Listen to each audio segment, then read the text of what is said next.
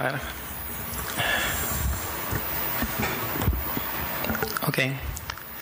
Buenas tardes, agradezco a la sociedad la invitación. Es un placer estar en mi país de nacimiento y que uno siempre extraña. Compartir la experiencia que hacemos en Argentina, y en esta oportunidad el laboratorio me ha invitado, al cual también agradezco la invitación. Cuando tenemos un paciente que recientemente tiene un diagnóstico de diabetes, nosotros empezamos a razonar en dos procesos. Uno es la glucosa, que se eleva desde el momento del diagnóstico con las curvas, y la glucemia en ayunas, e inclusive la hemoglobina glicosilada utilizada en unos países, y el proceso que viene atrás, antes del diagnóstico, que es la insulinoresistencia. Los dos en conjunto me llevan a exacerbación de las complicaciones macrovasculares y dan punto inicial a las complicaciones microvasculares. Si yo voy a pensar en neuropatía en un paciente con diabetes tipo 2, recuerdo los resultados del esteno, en el cual uno de cada dos pacientes tiene una complicación de la diabetes.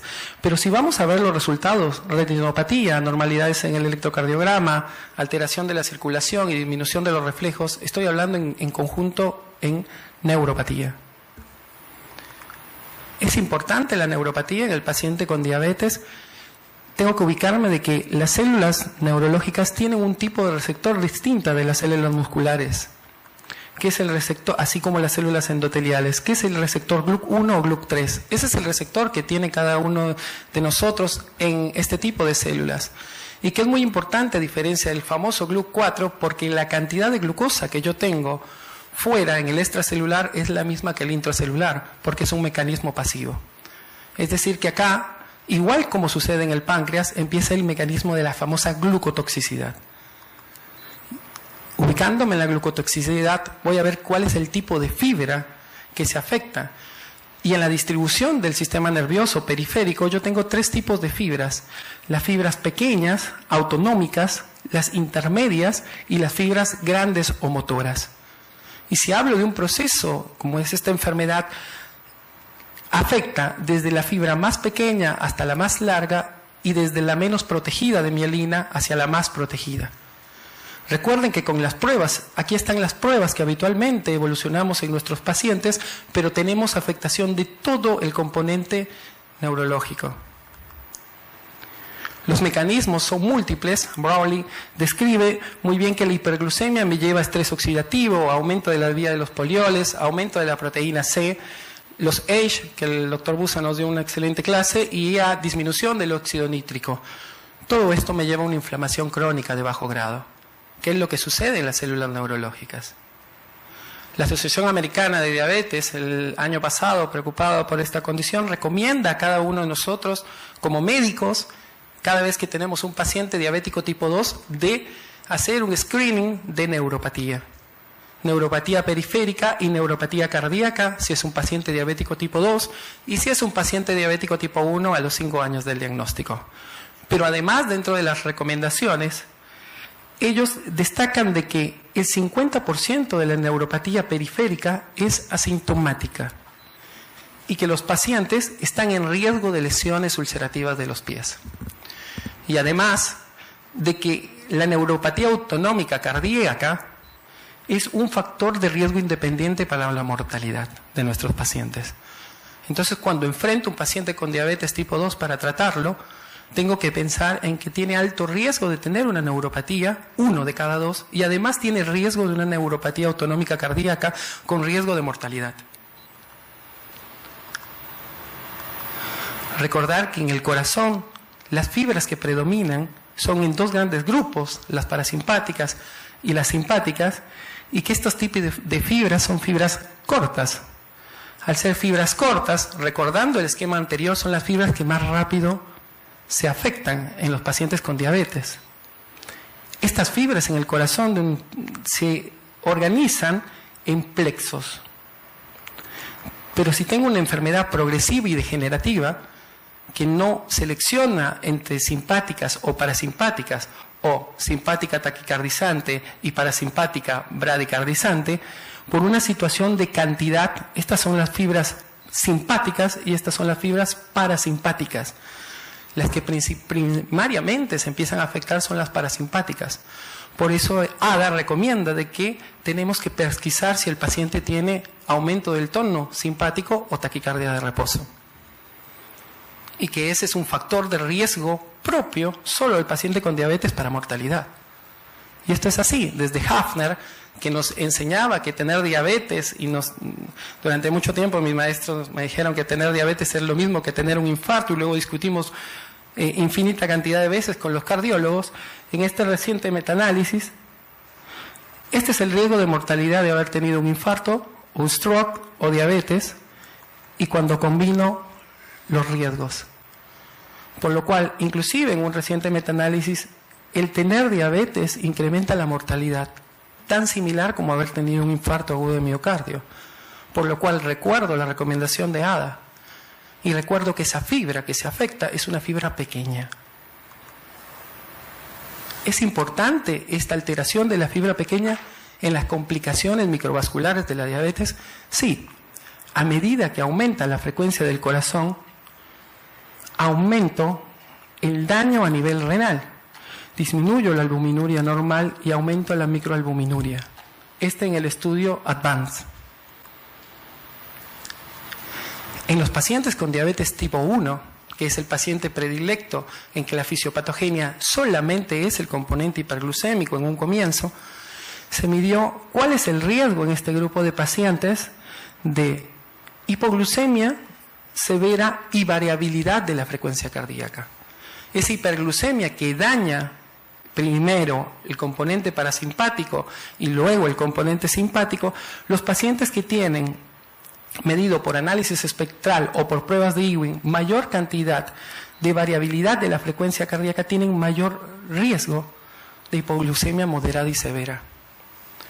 Y si algo hemos aprendido en el tratamiento de la diabetes y que se han revisado con las insulinas nuevas y que recientemente el doctor nos dio una clase sobre el riesgo de hipoglucemia en internación, es que está asociada a mortalidad.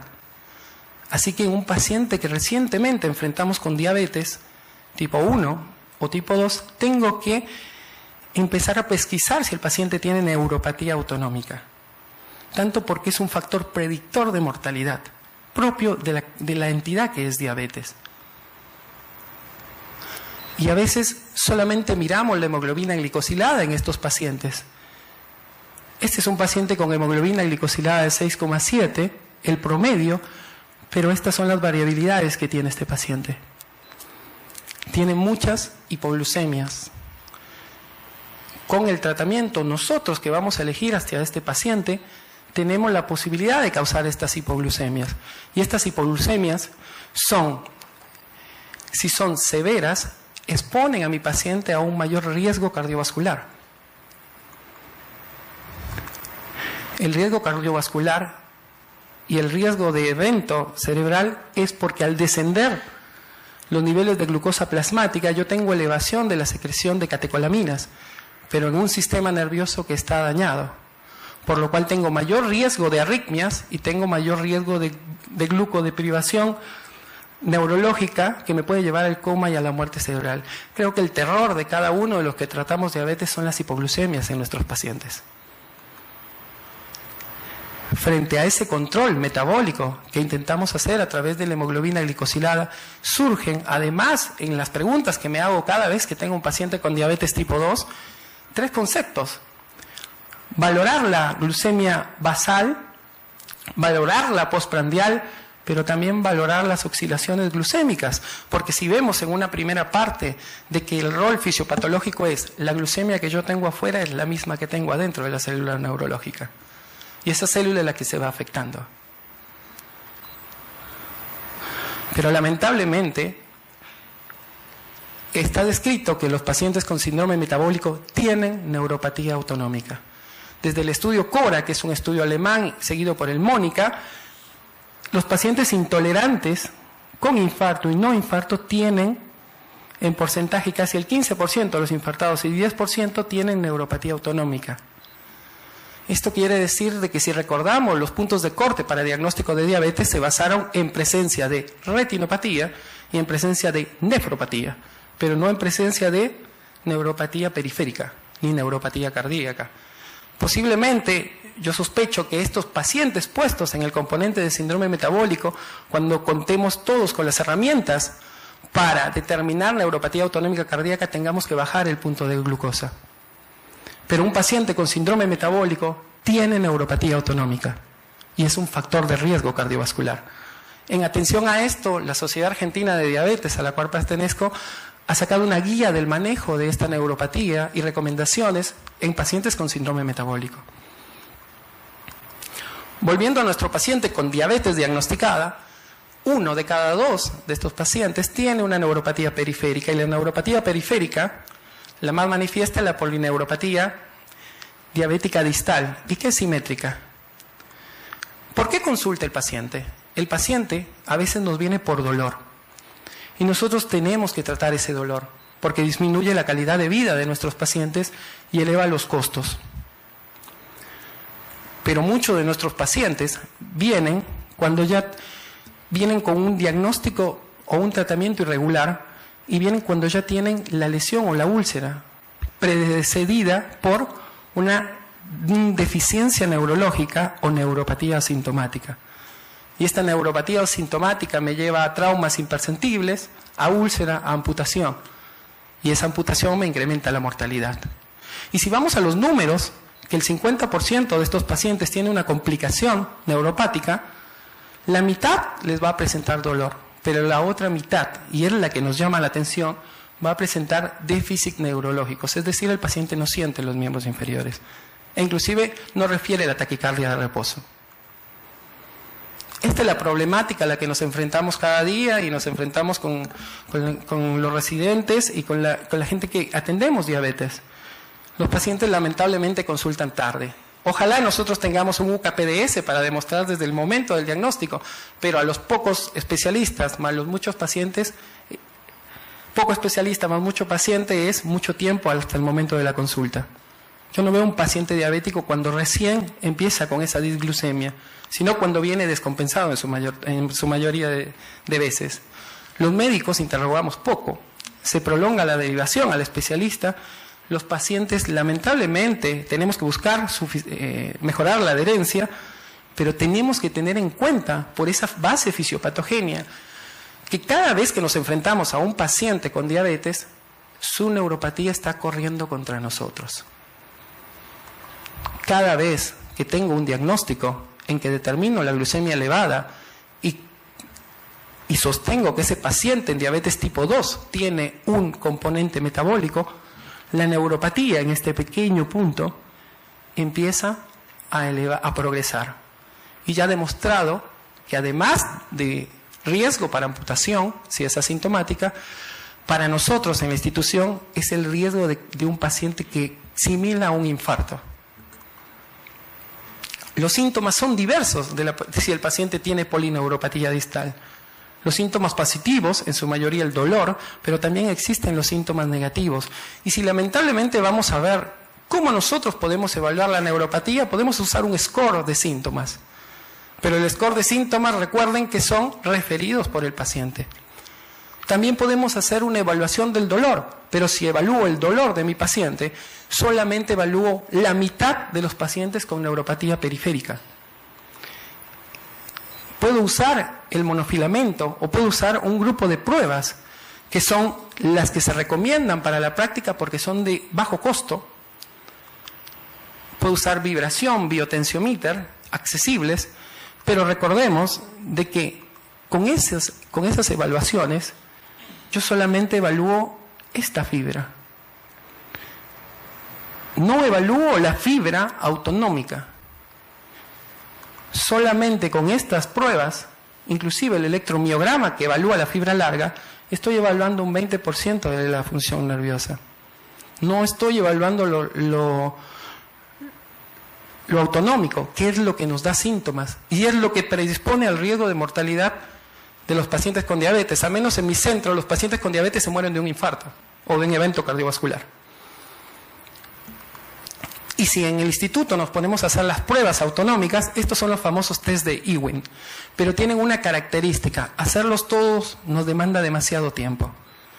Y además de demandarlos tiempo, más de una hora, porque hay que entrenar al paciente, tiene mucha variabilidad del medio por la temperatura y tiene mucha variabilidad interindividual. Y además el paciente se ve enfrentado, si nosotros tenemos pacientes con evento cardiovascular previo y hacen diabetes, este tipo de paciente además toma un betabloqueante indicado, y estas pruebas son complicadas hacerlas. Por suerte, contamos con un equipo que nos ayuda a medir indirectamente este tipo de neuropatía, pero por encima de contarlo no, con el diagnóstico que cada uno de nosotros haga, tenemos que tomar decisiones. Porque con la neuropatía le estamos agregando un riesgo de amputación, mortalidad posterior, y un riesgo de evento cardiovascular. ¿Qué nos enseñó el control glucémico? Entonces, tratemos a este paciente y ajustemos el control glucémico. Yo tengo el paciente enfrente en esta charla de reflexiones y digo, a este paciente hay que reducirle la hemoglobina glicosilada. Por un punto de reducción en hemoglobina glicosilada, en el LUCA-PDS nos demostró los siguientes resultados. Disminución de las muertes relacionadas con diabetes, disminución del ataque cardíaco. Posteriormente los estudios como el esteno, en el cual no solamente trataron la glucosa, trataron el colesterol y trataron los lípidos, llegaron a una excelente conclusión, de que reduzco el riesgo de mortalidad en un 50%, pero aún nos queda el esfuerzo del 50% restante para la calidad de vida de nuestros pacientes con diabetes. El control metabólico o glucémico en los pacientes con diabetes tipo 1, por la famosa memoria metabólica que se habló, nos ha demostrado en ese DCCT y posterior EDICT de que los pacientes tienen a favor del tratamiento intensificado una disminución de la aparición de neuropatía, una mejor conducción nerviosa y una mejor percepción de vibración en los pies. El paciente diabético tipo 1, como base fisiopatogénica, solo tiene la hiperglucemia. Si yo trato la hiperglucemia, voy a disminuir la aparición de neuropatía. Y además, si la trato en los comienzos y tengo un tratamiento intensificado, en este paciente diabético tipo 1 voy a lograr disminuir, aparte del riesgo de hiperglucemia, fomentar una memoria metabólica no solo para neuropatía, también para nefropatía y para retinopatía. Pero el reto que tenemos en la mayoría de los pacientes es la diabetes tipo 2. Y lamentablemente la diabetes tipo 2, ninguno de los estudios generales como el ACOR, el ADVANCE, el LUCA-PDS y el esteno han demostrado que se reduzca la neuropatía. No hay reducción de la neuropatía levemente en el esteno, pero cuando pongo los grupos de estudios no hay reducción de la neuropatía. El ACOR, un estudio que se suspendió porque los pacientes en rama intensificada, este tipo de pacientes eran pacientes de alto riesgo cardiovascular, tenían mayor mortalidad. ¿Pero de qué dependía esa mortalidad? Dentro de los subanálisis, de que la identificación temprana de la presencia de neuropatía es esencial, porque los pacientes con neuropatía eran de alto riesgo, porque se morían de hipoglucemia, y la hipoglucemia me conducía al evento cardiovascular. Lamentablemente, los resultados en los estudios con diabetes, en la terapéutica intensificada, no han demostrado disminución de la neuropatía. Posiblemente porque en los estudios no se buscaba el daño de la fibra corta, se buscaba el daño de vibración y los scores de síntomas, que es con lo que han progresado la terapéutica en neuropatía. ADVANCE, ACOR y BAT, esteno, sin diferencias en polineuropatía. Solamente una disminución de la percepción del umbral vibratorio en UCA-PDS. ¿Qué hacemos en el instituto para los pacientes que tienen o diagnosticamos neuropatía autonómica o cardíaca o neuropatía periférica? En la periférica tenemos las opciones de, si el paciente tiene dolor, tratarle el dolor, porque el dolor disminuye la calidad de vida de nuestros pacientes. Pero lo que más terror nos da es aquellos pacientes que tienen neuropatía con baja sensibilidad o asintomática, y que realmente es 1 cada 2 pacientes, al menos en nuestra experiencia. El dolor afecta la calidad de vida de los pacientes con diabetes, genera ansiedad y genera trastornos del sueño. Y para los médicos de primera atención, por favor, no indiquen AINES. Hay muchas alternativas, pero los AINES no son en nuestra experiencia, que vienen con aire en los aires, no son recomendados y no tienen eficacia frente a la neuropatía periférica. ¿Cuál es el objetivo del tratamiento? Prevenir, retrasar o impedir la progresión de la polineuropatía, eliminar los síntomas, tratar el dolor y corregir los déficits o signos, que la doctora nos va a dar algunos ejemplos. En el mundo, habitualmente se recomienda pregabalina, pero si vamos a ver las guías de dolor, las guías son, resueltas en dolor y marcan dentro de los fármacos a la pregabalina como un fármaco seguro. El problema es que no hay una dosis efectiva. No hay una dosis con la cual, digamos, con esta dosis voy a disminuir el dolor del paciente. Y les recuerdo, el dolor es un síntoma. Pero además, cuando tengo un paciente con dolor y tengo que elegir pregabalina, tengo que mirar los efectos adversos. Al mirar los efectos adversos del paciente, tengo que pensar en que el aumento del peso está presente en estos pacientes. Además, recarga de fluidos y hay casos asociados a insuficiencia cardíaca, muy común en nuestros pacientes con diabetes, que además de la neuropatía cardíaca, tienen la miocardiopatía diabética. En Argentina contamos con el ácido tióctico. El ácido tióctico es un antioxidante natural que cada uno de nosotros tenemos, que actúa a nivel de la mitocondria, en la piruvato deshidrogenasa le da mayor acción y tiene un mecanismo de secuestro de sustancias reactantes de oxígeno.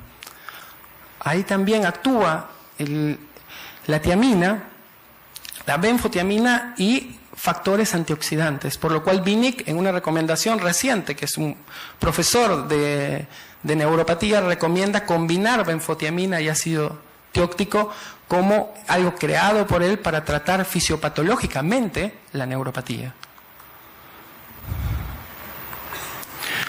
El estudio Signey, que es un estudio de ácido tióctico, demostró que hay mejoría en el score de síntomas de nuestros pacientes con 600 miligramos, con 1200 o con 1800. Pero eso es la percepción del paciente. Pero en el daño neurológico también tuvo un efecto en que mejoró la conducción del nervio tibial y del nervio sural. En Argentina tenemos más de 10 años con el ácido tióctico, Mabel, ¿es así? Más de 10 años con el ácido tióctico y los resultados en nuestros pacientes y aún en las recomendaciones de la Sociedad Argentina de Diabetes es fármaco de elección para fisiopatogenia. Mejora el ácido alfa-lipoico o ácido tióctico los síntomas, mejora los signos, la conducción, y la administración oral es práctica, 600 miligramos para empezar, y en nuestros pacientes son raros los efectos adversos. Las opciones del tratamiento, entonces, para cerrar esta primera parte, es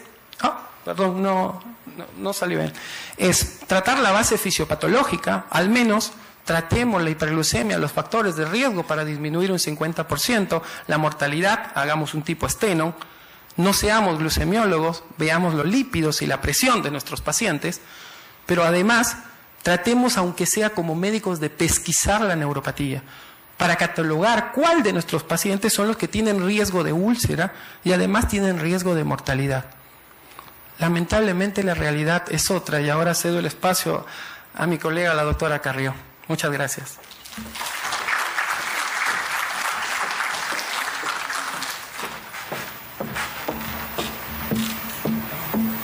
Con este paso.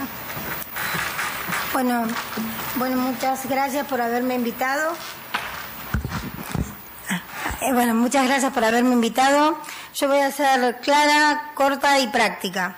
En realidad, ahí está tus...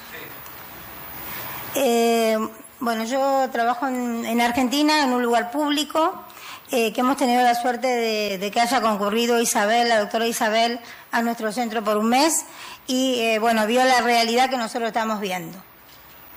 Un poco la idea es pensar, este paciente en realidad joven que tenía una neuropatía, que no sabía que tenía la neuropatía, se pinchó con un clavo. Fíjense en qué terminó, cuando a lo mejor en esto que en realidad era una pavada, no consideró que iba a ser tanto, y fíjense que pudo salvar el pie milagrosamente, pero en realidad no sabía lo que le estaba pasando. Y era porque tenía neuropatía, pero no se había dado cuenta, tuvo varios días así. Este otro paciente, en realidad, también se clavó con un clavo. No tenía un buen control metabólico, porque hay que decir que todos estos pacientes no tienen un buen control metabólico, y terminó en este momento que todavía no está dicha la última palabra. O sea, fíjense que situaciones sencillas como esta, por ejemplo, en donde también se clavó con un clavo a tal punto que nosotros lo que hicimos fue mirar el calzado por adentro y todavía tenía el clavo pegado en la zapatilla. Entonces, esto hace que nosotros, por ejemplo, tengamos que ir a buscar la neuropatía, que en realidad son pacientes que van a venir, no les va a decir que le duele, es decir, tenemos que buscarlo.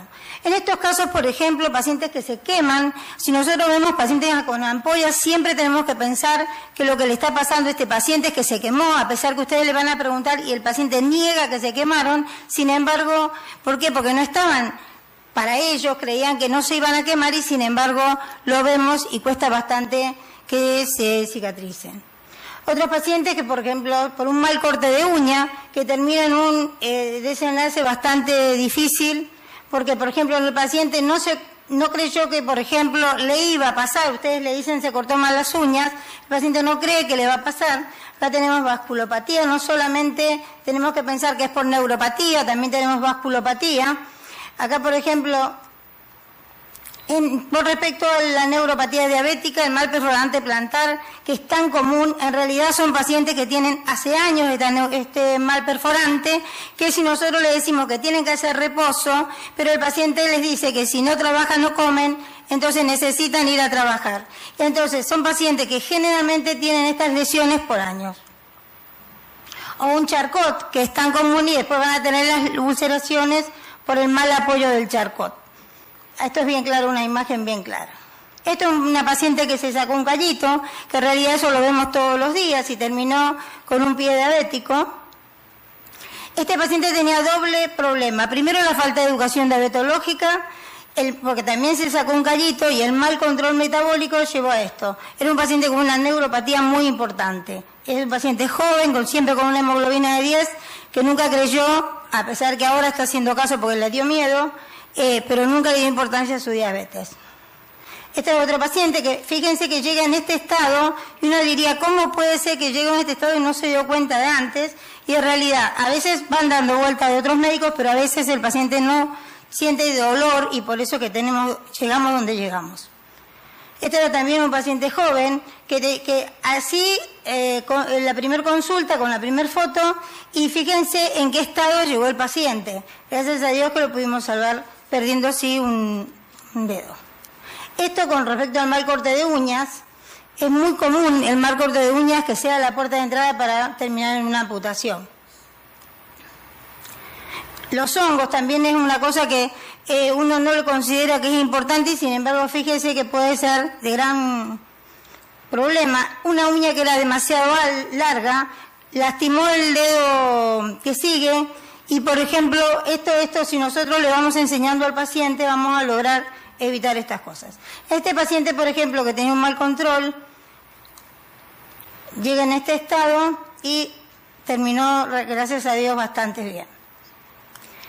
¿Por qué entonces llegamos a un pie diabético? Primero por la falta de educación diabetológica, por vasculopatía, por neuropatía, por tener más infecciones o tener alteraciones ortopédicas con mal apoyo y por mal control metabólico. Yo creo que lo más importante de todo esto es la educación diabetológica. Si nosotros perdiéramos un minuto del tiempo para descansar al paciente en cada consulta, y no solo por el especialista de pie, porque ya llegamos tarde, sino por endocrinólogos, diabetólogos, médicos de familia de primer nivel de atención, si nosotros le descansáramos al paciente, ¿qué es lo que nosotros vamos a ver? Cómo se cortó la uña, si tiene piel seca, si de pronto, por ejemplo, está haciendo mal apoyo, si tiene callosidades. Esto nos va a evitar que terminemos en pie como esto que yo les mostré.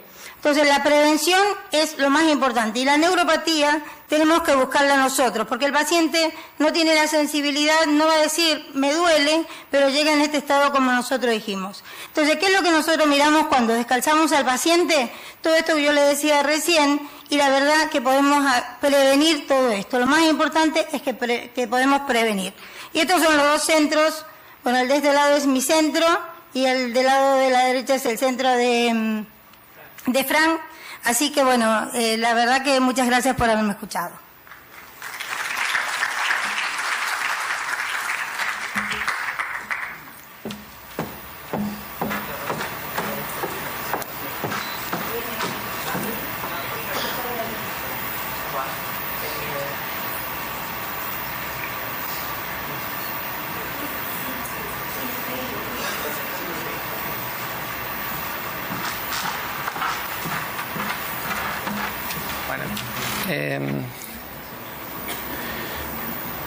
Yo un poco vuelvo a no sé si se puede, a la diapositiva anterior. Ahí está. Ahí está. Como cerrando, nos pidió el laboratorio una parte práctica de qué es lo que impacta en los pacientes, que los pacientes en Argentina son muy similares a los que les pasa acá, que nuestros consejos son tratar y buscar la neuropatía, pero a la vez educar a nuestros pacientes y además poder compartir nuestra experiencia, que no es ajena a la que tienen cada uno de nosotros, en el cual paciente no importa el poder adquisitivo, importa si tiene conciencia de su enfermedad, esta conciencia o no conciencia es la que lo lleva a las complicaciones. Esta foto para mí es importante, pero bueno, contamos con algunos rotantes de Latinoamérica y van a ver las dos realidades, una en la que tengo la posibilidad de dirigir en el centro, que a un paciente se le estudia todo lo vascular y tenemos la posibilidad de hacer una prueba de su scan o de cuerpos, los age también los podemos medir, y en el otro es la realidad que tiene la gran mayoría de la población, que son pacientes de bajos recursos. Para mí es un honor invitarlos por haber nacido en Perú y para que compartamos la experiencia que tenemos. Algunos de los presentes ya han ido, nada más que son 12 horas, de 9 de la mañana a 9 de la noche, pero les aseguro que los vamos a tratar muy bien. El doctor Gamarra salió de urgencia, así que... acá está, ya llegó. Así que, si quieren, las preguntas. Ok, bueno, agradecemos al doctor Frank por su magnífica presentación y vamos a invitar a la doctora para responder algunas preguntas, de repente si algunos del... Doctora Schiffer. Bueno, parece que no se oye, ¿sí? Bueno, agradeciendo las exposiciones de los colegas. Este tema particularmente me interesa mucho como neuróloga y endocrinóloga y quería, dado que hay algunos alumnos y médicos residentes, de repente incidir en algunos puntos, ¿no? En relación a la polineuropatía periférica, me parece que ya lo dijo el colega, puede anteceder al diagnóstico de diabetes. La polineuropatía periférica puede anteceder al diagnóstico de diabetes, de tal modo que apenas llega el paciente es necesario evaluar. El primer reflejo que se pierde es el reflejo aquileo. Y también hay que tomar en cuenta que podrían estar afectados los cordones posteriores, en cuyo caso el paciente va a sentir como que camina sobre algodones, es decir, no va a captar el piso, no va a sentir la dureza del piso, ¿no? Y si le hacemos la evaluación de palestesia, vamos a encontrar hipopalestesia, o sea, deficiencia de la sensibilidad vibratoria. En ese caso, efectivamente, muchas veces el paciente no se da cuenta de lo que le está pasando. Como ya muy bien dijo el colega, no tienen conciencia de lo que le sucede, de la enfermedad en sí.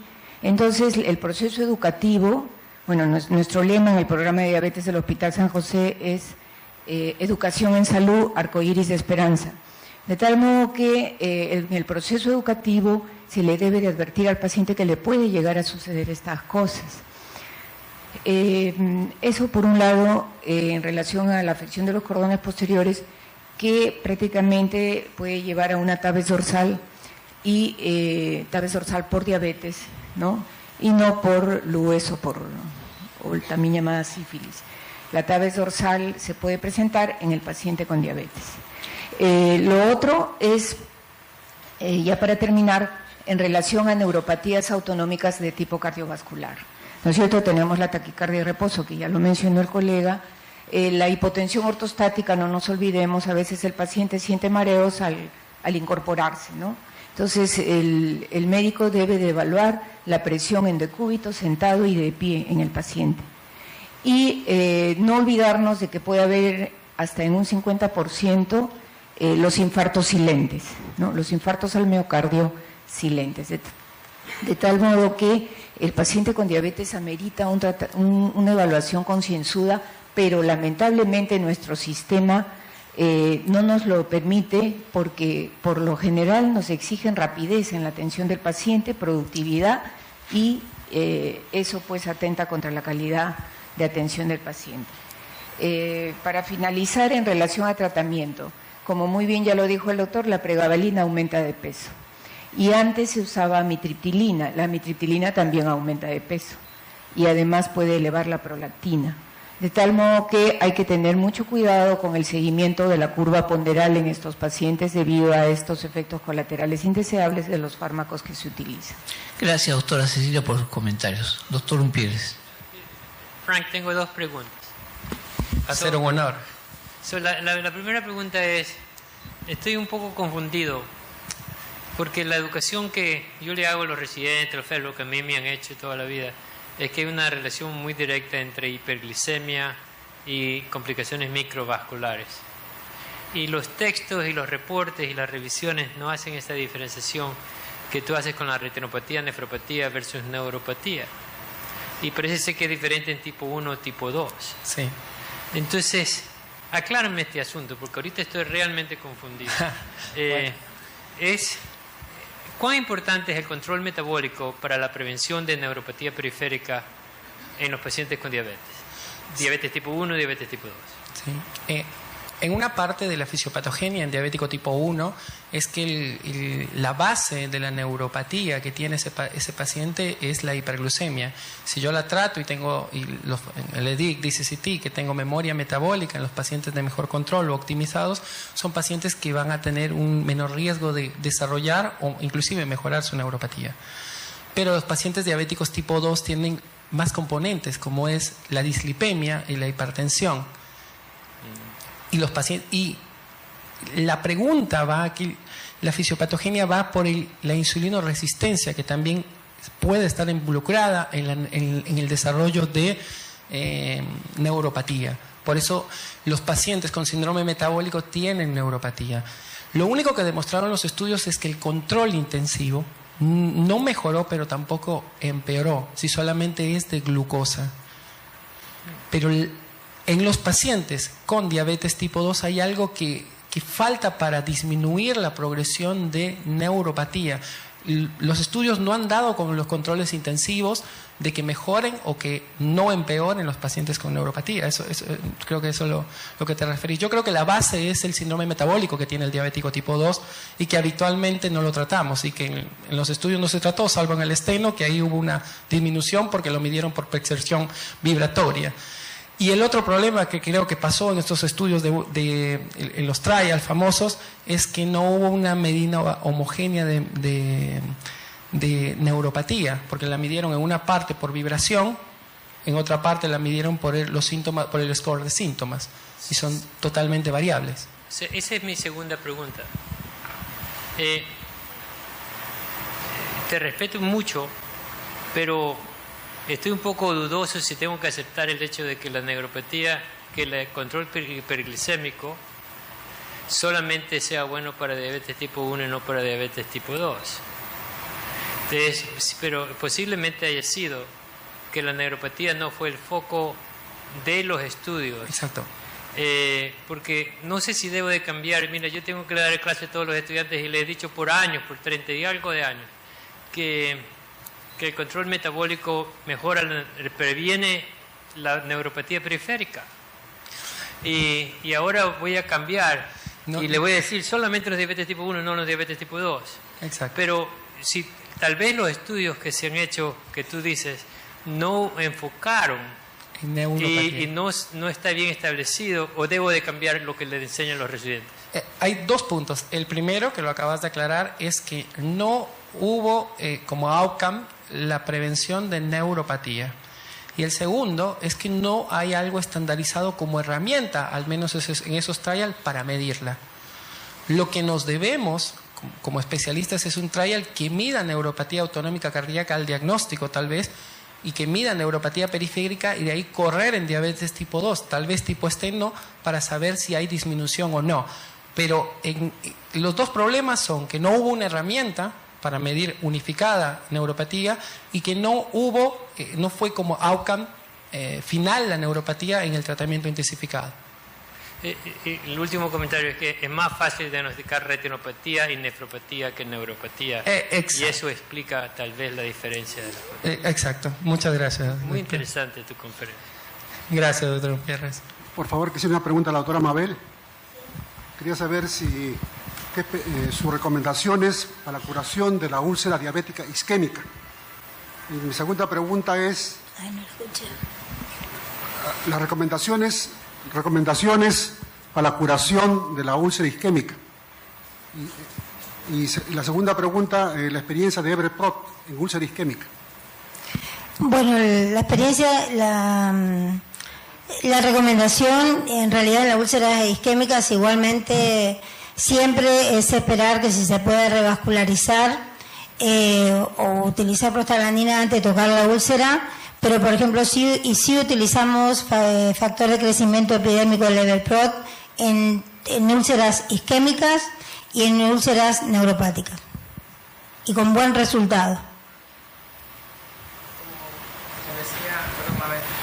Como decía ayer un colega, en los estudios para tratamientos de úlcera no puedo, tengo que optimizar el control en todos, ¿no? Todos los factores de riesgo, inclusive sea vascular o sea neuropática, y no puedo, en la mayoría de los productos nuevos, como nombraba la doctora francesa Brigitte, los estudios no son control versus tratamiento, lamentablemente hasta ahora no. Pero comparto lo de la doctora, en nuestra experiencia en Argentina que existe el Everprot nos ha ido bastante mejor con el respecto al tiempo de curación de las heridas, ¿sí? Siempre teniendo en cuenta el buen control. El buen control es optimizar el control en nuestros pacientes, aprovechar, educarlos y todo. Nos enfrentamos también a que es un paciente que deja de trabajar. Y si yo puedo, por medios, acortarle el tiempo a través de una terapéutica, creo que es importante. Bien, bueno, dada el avanzado ya del tiempo, vamos a dar por concluido al simposio y vamos a invitar, un aplauso por favor para nuestros invitados. Muchas gracias. En relación al programa, hemos tenido que hacer alguna modificación, ya que como el doctor Seclen manifestó, hace un momento, deliberar los trabajos de investigación fue un trabajo muy arduo, motivo por el cual no se están presentando, los ganadores que tenían que exponer y hacer algunas preguntas. Por consiguiente, vamos a pasar entonces al último tema que tenemos. Invito al doctor José Carrión y a la doctora Jacqueline Luque, que están a cargo de la mesa.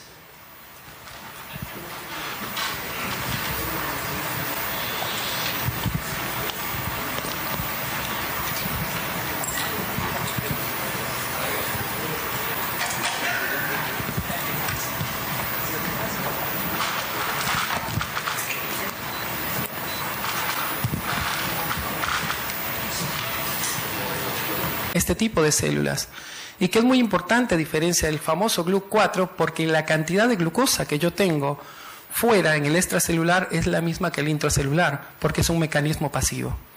Es decir que acá, igual como sucede en el páncreas, empieza el mecanismo de la famosa glucotoxicidad. Ubicándome en la glucotoxicidad, voy a ver cuál es el tipo de fibra que se afecta. Y en la distribución del sistema nervioso periférico, yo tengo 3 tipos de fibras. Las fibras pequeñas, autonómicas, las intermedias y las fibras grandes o motoras. Y si hablo de un proceso como es esta enfermedad, afecta desde la fibra más pequeña hasta la más larga y desde la menos protegida de mielina hacia la más protegida. Recuerden que con las pruebas, aquí están las pruebas que habitualmente evolucionamos en nuestros pacientes, pero tenemos afectación de todo el componente neurológico. Los mecanismos son múltiples. Brawley describe muy bien que la hiperglucemia me lleva a estrés oxidativo, aumento de la vía de los polioles, aumento de la proteína C, los AGE, que el doctor Busa nos dio una excelente clase, y a disminución del óxido nítrico. Todo esto me lleva a una inflamación crónica de bajo grado. ¿Qué es lo que sucede en las células neurológicas? La Asociación Americana de Diabetes, el año pasado, preocupada por esta condición, recomienda a cada uno de nosotros, como médicos, cada vez que tenemos un paciente diabético tipo 2, de hacer un screening de neuropatía. Neuropatía periférica y neuropatía cardíaca, si es un paciente diabético tipo 2, y si es un paciente diabético tipo 1 a los 5 años del diagnóstico. Pero además de la mortalidad. Y esto es así, desde Hafner, que nos enseñaba que tener diabetes, y durante mucho tiempo mis maestros me dijeron que tener diabetes es lo mismo que tener un infarto, y luego discutimos infinita cantidad de veces con los cardiólogos. En este reciente metaanálisis, este es el riesgo de mortalidad de haber tenido un infarto, un stroke o diabetes, y cuando combino los riesgos. Por lo cual, inclusive en un reciente metaanálisis, el tener diabetes incrementa la mortalidad, tan similar como haber tenido un infarto agudo de miocardio. Por lo cual recuerdo la recomendación de ADA, y recuerdo que esa fibra que se afecta es una fibra pequeña. ¿Es importante esta alteración de la fibra pequeña en las complicaciones microvasculares de la diabetes? Sí. A medida que aumenta la frecuencia del corazón, aumento el daño a nivel renal. Disminuyo la albuminuria normal y aumento la microalbuminuria. En el estudio Advance. En los pacientes con diabetes tipo 1, que es el paciente predilecto en que la fisiopatogenia solamente es el componente hiperglucémico en un comienzo, se midió cuál es el riesgo en este grupo de pacientes de hipoglucemia severa y variabilidad de la frecuencia cardíaca. Esa hiperglucemia que daña primero el componente parasimpático y luego el componente simpático, los pacientes que tienen medido por análisis espectral o por pruebas de Ewing mayor cantidad de variabilidad de la frecuencia cardíaca tienen mayor riesgo de hipotensión. Dentro de las recomendaciones, ellos destacan de que el 50% de la neuropatía periférica es asintomática y que los pacientes están en riesgo de lesiones ulcerativas de los pies.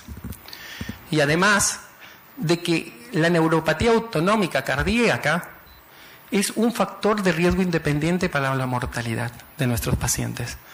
Entonces, cuando enfrento a un paciente con diabetes tipo 2 para tratarlo, tengo que pensar en que tiene alto riesgo de tener una neuropatía, 1 de cada 2, y además tiene riesgo de una neuropatía autonómica cardíaca con riesgo de mortalidad.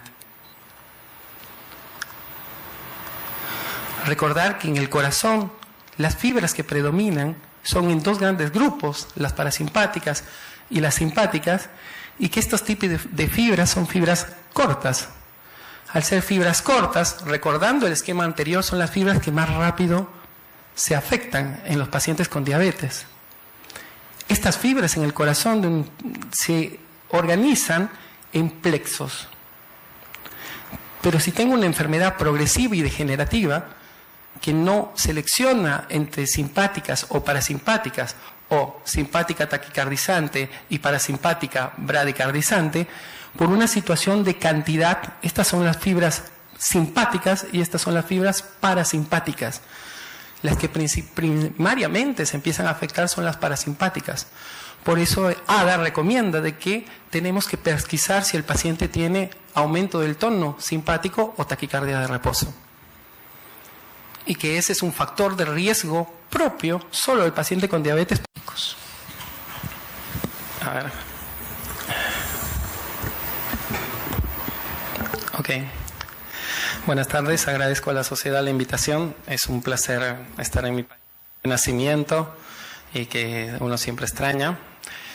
Compartir la experiencia que hacemos en Argentina, y en esta oportunidad el laboratorio me ha invitado, al cual también agradezco la invitación. Cuando tenemos un paciente que recientemente tiene un diagnóstico de diabetes, nosotros empezamos a razonar en dos procesos. Uno es la glucosa, que se eleva desde el momento del diagnóstico con las curvas, y la glucemia en ayunas, e inclusive la hemoglobina glicosilada utilizada en unos países, y el proceso que viene atrás, antes del diagnóstico, que es la insulinoresistencia. Los dos en conjunto me llevan a exacerbación de las complicaciones macrovasculares y dan punto inicial a las complicaciones microvasculares. Si yo voy a pensar en neuropatía en un paciente con diabetes tipo 2, recuerdo los resultados del esteno, en el cual uno de cada 2 pacientes tiene una complicación de la diabetes. Pero si vamos a ver los resultados, retinopatía, anormalidades en el electrocardiograma, alteración de la circulación y disminución de los reflejos, estoy hablando en conjunto en neuropatía. Es importante la neuropatía en el paciente con diabetes. Tengo que ubicarme de que las células neurológicas tienen un tipo de receptor distinta de las células musculares, que es el receptor, así como las células endoteliales, que es el receptor GLUC1 o GLUC3. Ese es el receptor que tiene cada uno de nosotros en glucemia moderada y severa. Y si algo hemos aprendido en el tratamiento de la diabetes, y que se han revisado con las insulinas nuevas, y que recientemente el doctor nos dio una clase sobre el riesgo de hipoglucemia en internación, es que está asociada a mortalidad. Así que en un paciente que recientemente enfrentamos con diabetes tipo 1 o tipo 2, tengo que empezar a pesquisar si el paciente tiene neuropatía autonómica, tanto porque es un factor predictor de mortalidad propio de la entidad que es diabetes. Y a veces solamente miramos la hemoglobina glicosilada en estos pacientes. Este es un paciente con hemoglobina glicosilada de 6,7, el promedio, pero estas son las variabilidades que tiene este paciente. Tiene muchas hipoglucemias. Con el tratamiento, nosotros que vamos a elegir hacia este paciente, tenemos la posibilidad de causar estas hipoglucemias. Y estas hipoglucemias si son severas, exponen a mi paciente a un mayor riesgo cardiovascular. El riesgo cardiovascular y el riesgo de evento cerebral es porque al descender los niveles de glucosa plasmática yo tengo elevación de la secreción de catecolaminas, pero en un sistema nervioso que está dañado, por lo cual tengo mayor riesgo de arritmias y tengo mayor riesgo de glucodeprivación neurológica que me puede llevar al coma y a la muerte cerebral. Creo que el terror de cada uno de los que tratamos diabetes son las hipoglucemias en nuestros pacientes. Frente a ese control